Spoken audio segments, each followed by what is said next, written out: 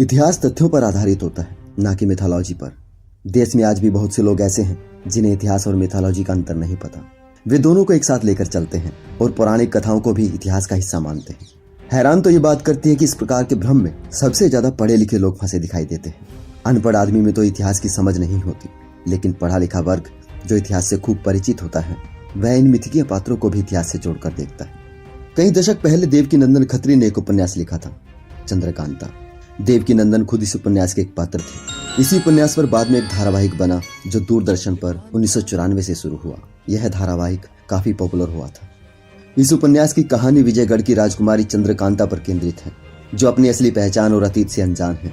हालांकि जब नौगढ़ का राजकुमार वीर उसके जीवन में प्रवेश करता है तो उसे अपनी असली मंजिल याद आ जाती है और वो उसे पूरा करने निकल पड़ती है। दो राज्यों के बीच खिंची नफरत की तलवारों के बीच चंद्रकांता और वीर की यह प्रेम कहानी रहस्य, रोमांच, युद्ध और शूरवीरता की दास्तान है।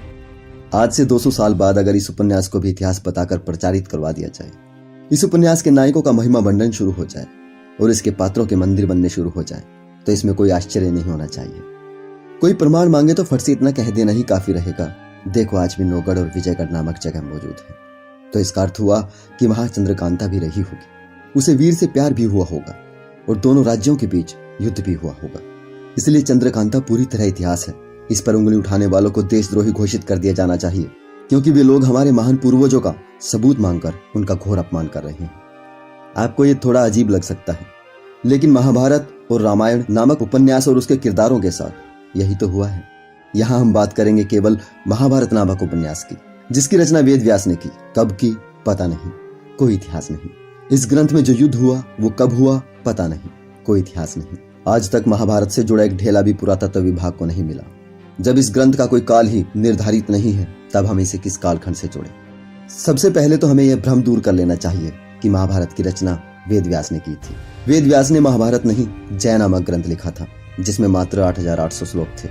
व्यास के बाद जय नामक ग्रंथ के दूसरे संपादक थे वैशंपायन, जिन्होंने जय नामक ग्रंथ को भारत संहिता बताकर इसमें 16000 नए श्लोक जोड़ दिए। वैशंपायन के बाद इस ग्रंथ के एक और संपादक हुए उग्र सैती, जिन्होंने भारत संहिता को महाभारत नामक ग्रंथ बनाकर उसमें 70000 नए श्लोक जोड़ दिए। यही महाभारत ग्रंथ वर्तमान में हमारे सामने है।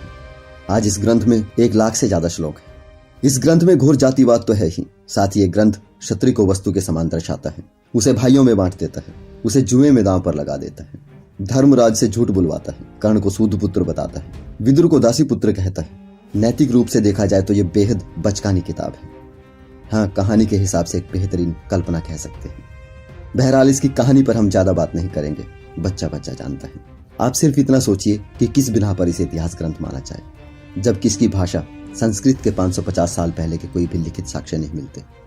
जिस काल को महाभारत काल बताया जाता है, उस काल की मेसोपोटामिया सभ्यता का कहीं कोई जिक्र नहीं। सिंधु घाटी सभ्यता में महाभारत का कोई निशान नहीं। किस आधार पर इसे ऐतिहासिक माना जा रहा है, जिसके किरदारों के जन्म की कोई तारीख, वर्ष दर्ज नहीं। कुछ लोग सिर पर धर्म का सदियों पुराना कूड़ा लिए 21वीं सदी में जी रहे हैं। इन लोगों को इतिहास से कोई मतलब नहीं।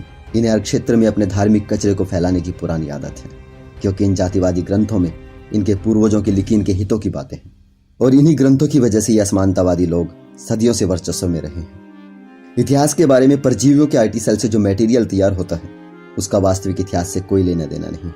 असल में जिनकी वर्तमान में कोई उपलब्धियां नहीं होती, वही लोग इतिहास इतिहास चिल्लाते हैं, और जिनका इतिहास ही मनगढ़ंत हो तो सोचिए वो लोग कहां पर खड़े हैं। और जब कोई इनकी इस जहालत को दूर करने का प्रयास करता है तो ये लोग उसे गालियां देते हैं, प्रताड़ित करते हैं, यहां तक कि उसे मार डालते हैं। भारत में ईश्वर केंद्रित धर्मों और उनके ग्रंथों के विरुद्ध आवाज आज से नहीं उठ रही। ये परंपरा भी उतनी ही पुरानी है जितने ये धर्म। जब जब धर्म जनसमूहों के शोषण का आधार बना है, तब तब इसी समाज के लोगों ने ही उसके विरुद्ध आवाज भी बुलंद की है।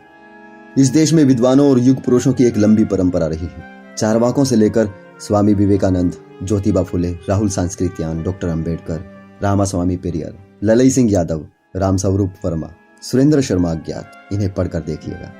इतना याद रखिए कि कोई भी धर्म कभी भी इंसानियत का हितैषी नहीं रहा। इतिहास उठाकर देख लीजिएगा। भगत सिंह ने बिल्कुल सही कहा था, धर्म और ईश्वर को मैं मानवता के लिए सबसे निकृष्ट मानता हूँ। धर्म की कोई भी किताब आलोचनाओं से परे नहीं है। वेद, कुरान, बाइबल, रामायण या महाभारत, कोई भी किताब हो, इन सब की रचनाएं इंसानों ने ही की। हो सकता है इन धार्मिक किताबों में लिखी कुछ बातें तात्कालिक समय के लिए कुछ उपयोगी रही, लेकिन आज उनकी कोई उपयोगिता नहीं है। भले ही कितना ही झूठ गढ़कर इन्हें वैज्ञानिक साबित करने की कोशिश कीजिए, ये समाज को पतन में ही ले जाएंगी। जैसे 10 साल पुरानी बुखार की दवा आज किसी के बुखार को ठीक नहीं कर सकती, चाहे वो 10 साल पहले कितनी ही कारगर क्यों न रही हो, आज कूड़े के समान, वैसे ही ये सभी ग्रंथ आज किसी काम के नहीं बल्कि समाज के लिए घातक हो चुके हैं। इनका त्याग बेहद जरूरी है, क्योंकि ये मजहबी किताबें ही सिखाती हैं आपस में पैर रखना।